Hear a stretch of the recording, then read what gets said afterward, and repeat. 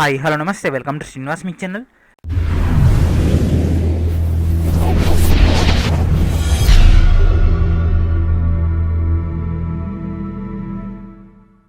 ఈరోజు ఈ వీడియో మనకు స్టాఫ్ సెలక్షన్ కమిషన్ నుంచి స్టెనోగ్రాఫర్ ఉద్యోగాలు భర్తీ చేయడానికి నోటిఫికేషన్ ఇవ్వడం జరిగింది.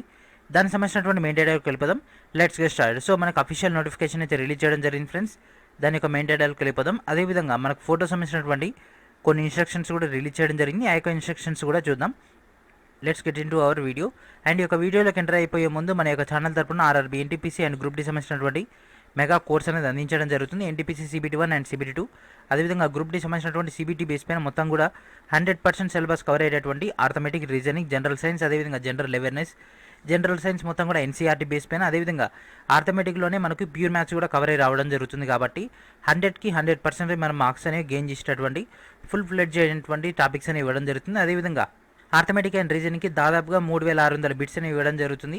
సో ఆ యొక్క 3600 బిట్స్ తోటి అంటే అవన్నీ కూడా మనకు సాల్వ్డ్ కాబట్టి ఆ యొక్క క్వశ్చన్ సాల్వ్ చేసుకుంటే మనకు టోటల్ డేటాని అండర్స్టాండ్లోకి వస్తుంది. At the same time group డీకి దాదాపుగా 40కి పైగా ప్రీవియస్ ఇయర్ పేపర్స్, అదేవిధంగా ఎన్టీపీసీకి 30 ప్రీవియస్ ఇయర్ క్వశ్చన్ పేపర్స్ అయితే ఇవ్వడం జరుగుతుంది. అన్ని కూడా సాల్వ్డ్ కాబట్టి ఆ యొక్క క్వశ్చన్ పేపర్స్ నుంచి మీకు దాదాపుగా 7000 బిట్స్ అనేవి అందుబాటులోకి వస్తాయి.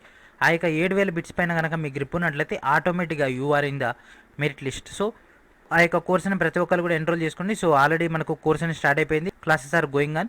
సో ఆల్రెడీ మనకు ఆర్థమెటిక్ అనేది ఆల్మోస్ట్ ఆల్ కంప్లీట్ అయిపోవచ్చింది. సో విత్ ఇన్ 1 or 2 డేస్లో ఆర్థమెటిక్ కూడా సక్సెస్ఫుల్గా కంప్లీట్ అయిపోతుంది. కాబట్టి ఎవరైనా ఇంకా యొక్క కోర్సుని ఎన్రోల్ చేసుకోలేదు వాళ్ళంతా కూడా కోర్సుని ఎన్రోల్ చేసుకోండి. అండ్ అదేవిధంగా ప్రస్తుతం కూపన్ కోడ్ నడుస్తుంది కాబట్టి ఆ యొక్క కూపన్ కోడ్ని యూటిలైజ్ చేసుకోండి. అండ్ ఇప్పుడు మనం SSC యొక్క మెయిన్ డేటాలోకి వెళ్ళిపోదాం. So this is our official notification. మనకి యొక్క అఫీషియల్ నోటిఫికేషన్ నిన్న రిలీజ్ చేయడం జరిగింది ఫ్రెండ్స్. అప్లికేషన్స్ అనేవి నిన్నటి నుంచి నవంబర్ 4 దాకా రిసీవ్ చేసుకుంటున్నారు. అదేవిధంగా అప్లికేషన్ యొక్క లాస్ట్ డేట్ కూడా నవంబర్ 4. అదేవిధంగా ఫీ పేమెంట్ వచ్చేసి మనకు నవంబర్ 6 దాకా ఇవ్వడం జరిగింది. ఒకవేళ చలాన్ ద్వారా కట్టాలంటే మాత్రం నవంబర్ 8 దాకా ఇవ్వడం జరిగింది.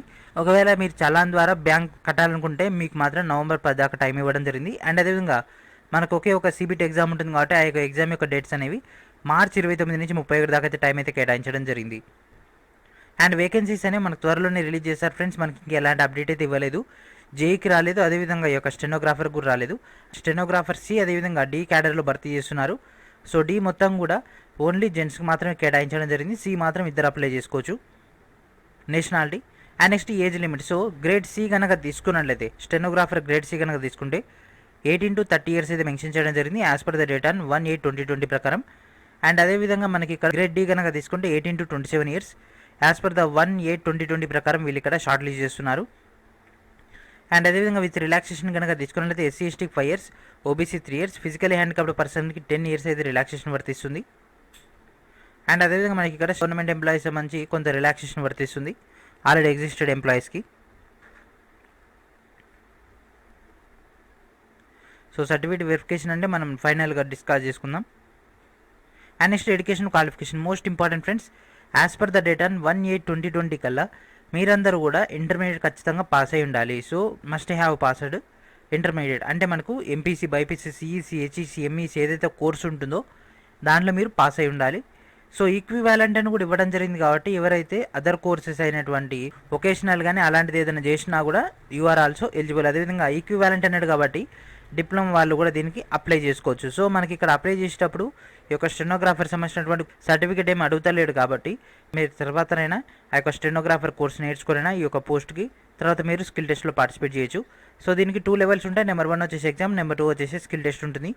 అండ్ అప్లికేషన్ ఫీ వచ్చేసి 100 రూపీస్. అదేవిధంగా వీళ్ళకి రిలాక్సేషన్ కూడా వర్తిస్తుంది friends. Women candidates, SC ST అదేవిధంగా physical handicapped and ex servicemen candidates are relaxed for the 100 rupees fee payment. And అదేవిధంగా మనకి ఇక్కడ రిమైనింగ్ ఉన్నటువంటి డీటెయిల్ డేటా ఇది ఇవ్వడం జరిగింది. And centre for examination. So all over the India సంబంధించి region వైజ్గా మనకి ఇక్కడ ఎగ్జామినేషన్ సెంటర్స్ అదేవిధంగా వాటి యొక్క కోడ్స్ అండ్ మన యొక్క డేటా చూద్దాం.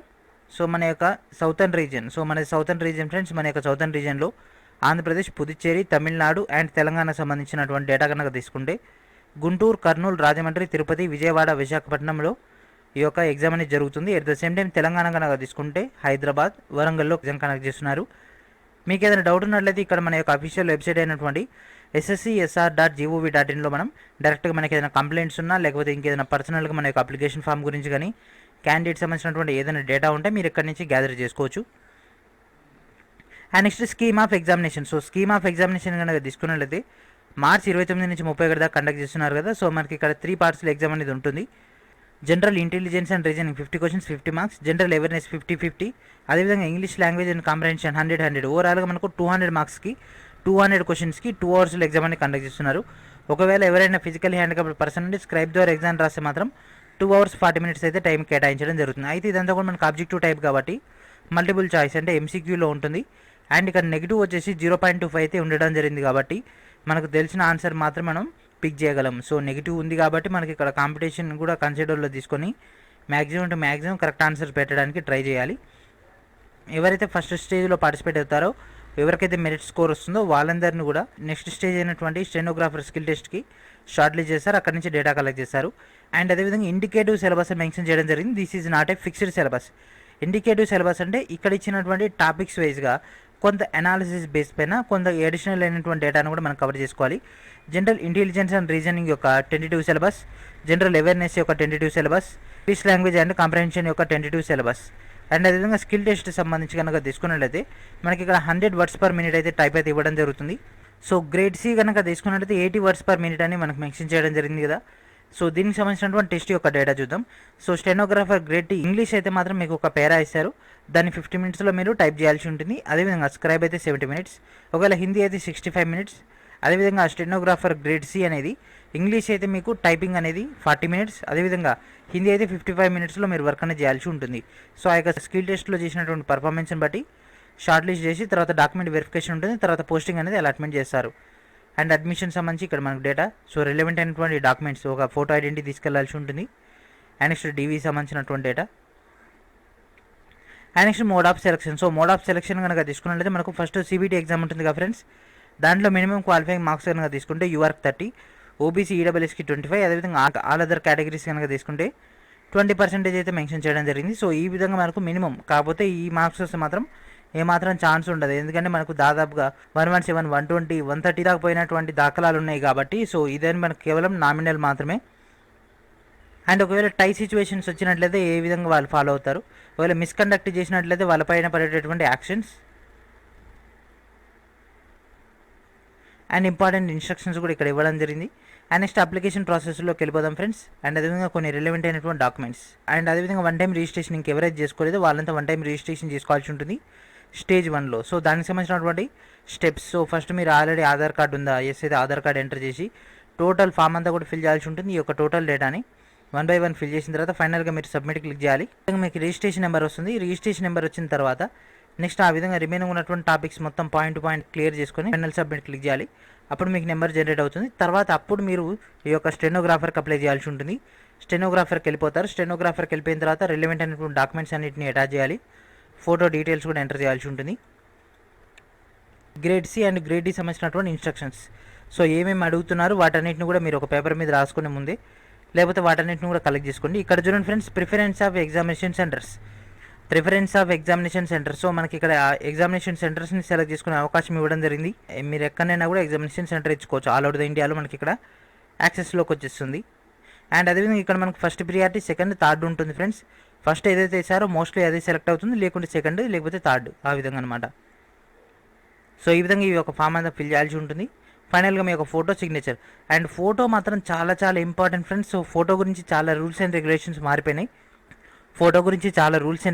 మారిపోయినాయి. కాబట్టి ప్రతి ఒక్కరు కూడా ఈ యొక్క డేటాను చెక్ చేయండి. సో ఇప్పుడు మనం తర్వాత డిస్కస్ చేసుకుందాం. అండ్ రిలవెంట్ అయినటువంటి డాక్యుమెంట్స్, వాటి యొక్క ప్రొఫార్మాస్. సో ఇవన్నీ కూడా మనకు ప్రొఫార్మాస్. అండ్ ఎగ్జామినేషన్ సంబంధించినటువంటి క్వాలిఫికేషన్ కోడ్, ఇది ఒకటి ఇంపార్టెంట్ ఫ్రెండ్స్. సో ఎసెన్షియల్ అన్నాడు. ఎసెన్షియల్ అంటే ఇంటర్మీడియట్ కదా మనకి ఇప్పుడు అడిగింది. సో కోడ్ నెంబర్ ఎంత ఫ్రెండ్స్? 2. ఈ యొక్క కోడ్ గుర్తుపెట్టుకుంటే సరిపోతుంది. అండ్ మనకు వచ్చినటువంటి అదర్ డీటెయిల్స్ కనుక తీసుకుంటే stenographer grade C and grade డికి మనకి ఇక్కడ ఒక ఇంపార్టెంట్ అప్డేట్ ఇవ్వడం జరిగింది.